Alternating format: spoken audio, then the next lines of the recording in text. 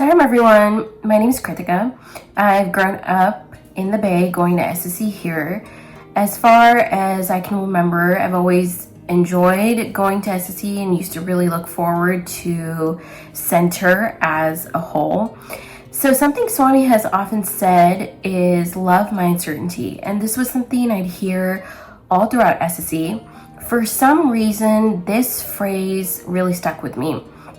And for a while, I used to think uncertainty is a bad thing, and I'd feel really uncomfortable with letting go of my own control and my own plan when something just didn't happen according to how I envisioned it.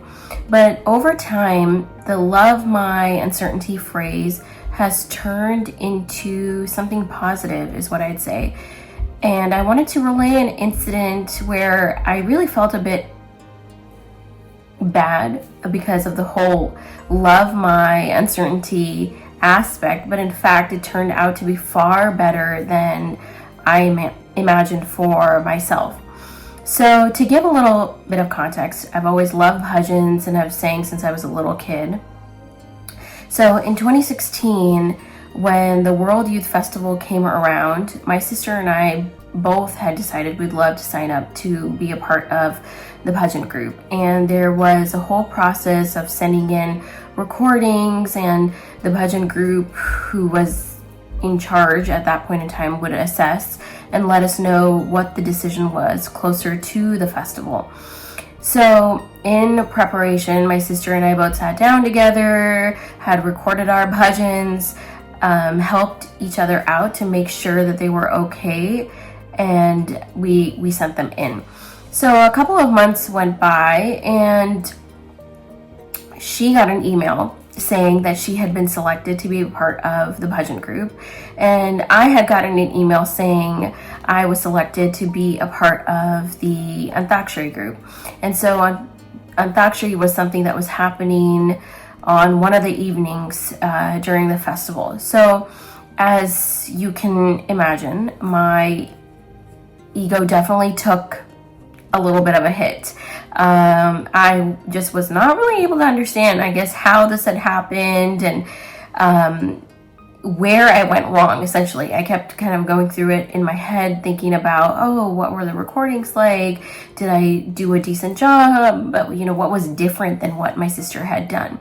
And I kind of chalked it up to, okay, you know what? Maybe my sister is a better person than I am, and Swami really wants her to sing. And I kind of try to let it go. And at this point in time, I was also involved in the leadership program that was happening. And the leadership program was kind of culminating in Bharti right before the festival. So there was just a lot of activities and a lot of tasks related to this that I was anyways involved in. So I kind of set, the bhajan portion of it outside of my head for some time.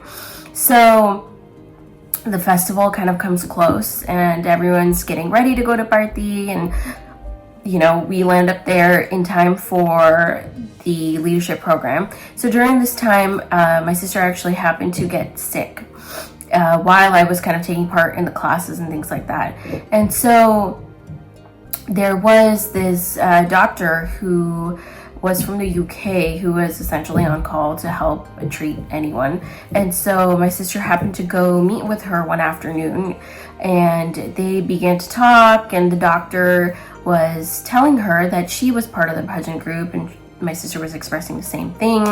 And in conversation, the doctor found out about me, and my sister had told her, I have a sister who sings as well, and gave her a couple of details.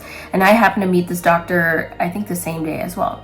So after the festival had started, I believe, there were practice sessions that were happening, and they were going to meet to figure out and assess who would be singing what. So one of the afternoons that my sister had gone to practice, the bhajan lead essentially what he was trying to do was read out a certain person's choices, and he was assessing and seeing if there was someone else who knew one of those choices and would be able to pair up with this lead singer. And so they'd form a pair and then they'd sing together.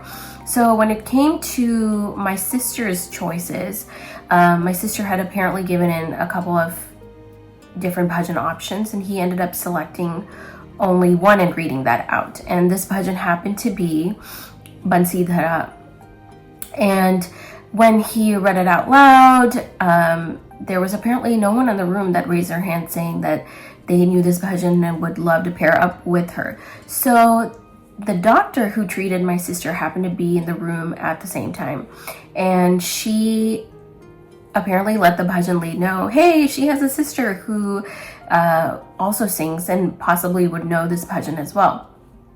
So ironically, Bansi Dhara happens to be one of the few bhajans that both my sister and I sing individually as well, because we have different styles of singing, we have different types of bhajans that we resonate with, but this is one of those that we both sing. So once the bhajan lead had said this, I was actually on my way back from the university and walking back, and my sister ran out of the North Indian canteen at this point in time, and she was like, hey, we have to go, they want us to come and sing this bhajan together, and they want us to see what it sounds like. And I was like, what is happening here? You're coming and you're running and you're telling me all this information, but I have no context and no idea of what's actually happening here. So I go in with her and we sing this bhajan together, and the bhajan lead happens to like the bhajan, and so we ended up getting paired to sing this song together. And as you can imagine, it was kind of like a whirlwind. I had no idea what was happening and how this even happened. Like, what are the odds that this doctor who my sister had a random conversation with is the one who tells the bhajan lead, and we're ending up here singing together. And so that was a bit hard to digest. But did the story end there? No, absolutely not. So during the festival, there was bhajans scheduled both the morning of the day as well as the afternoon during, I guess, the programs. And there was no guarantee, as with anything, that you'd actually end up singing even if you were kind of slotted to sing for that day. There was various types of programs that were occurring during this point in time as well, and we just didn't know if and when we'd get a chance to sing. So we were slotted to sing the second to last evening. And this was after, by the way, some back and forth and again, uncertainty of when we'd be fit in. And so we were sitting in darshan the second to last evening, and we were sitting as though we were singing. We were going to sing, I should say. And there was a play that was actually happening that evening, and sometimes plays go on a little bit longer. And again, we had come to this point where my sister and I both were like, at this point, whatever happens really just happens. It's not under our control. It never was to begin with, but it really wasn't under our control anymore. So the play ended, and we got a signal that, okay, bhajans are going to start and you're going to be singing this evening. And so that was evening. We both sang Bansi Dhara. And somewhere some years ago, probably while growing up, I must have had a thought that, it would be really nice to sing in front of Swami in Arti. But I never really attached any sort of importance to that thought, or I never, stuck with it with some stubbornness, essentially. But it was just a fleeting thought that kind of went through my head off and on. And so after this whole thing wrapped up, I just felt like, wow, like Swami just must have listened to that thought, because he really is listening to everything, and made it happen in such a beautiful way where I had the honor and pleasure of singing with my sister.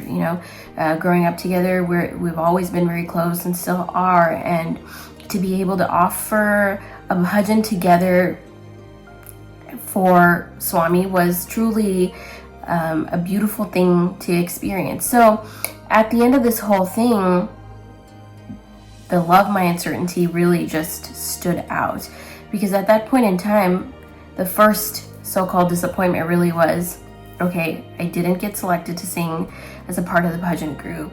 And once that portion was solved, it's not as though the story ended right there, right? There was still the uncertainty of whether or not we'd be able to sing for Swami.